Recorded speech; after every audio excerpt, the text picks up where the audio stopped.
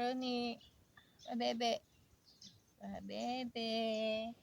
Ang aking pabebe. Andito ang aking aso sa harapan ng tindahan ni Kadora. Ang asming aso.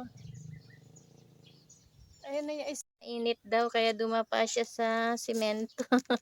Ang aming aso na buntis. Buntis. Buntis ka na. Nagpapalamig ka dito. Ayaw mo dun sa kulungan mo, sa higaan mo. Ha? Ayaw mo dun sa higaan mo. Pabing mabait naming doggy. Buntis-buntis. Yan, nagpapalamig siya dito. Malamig kasi dito. Oh, natutulog.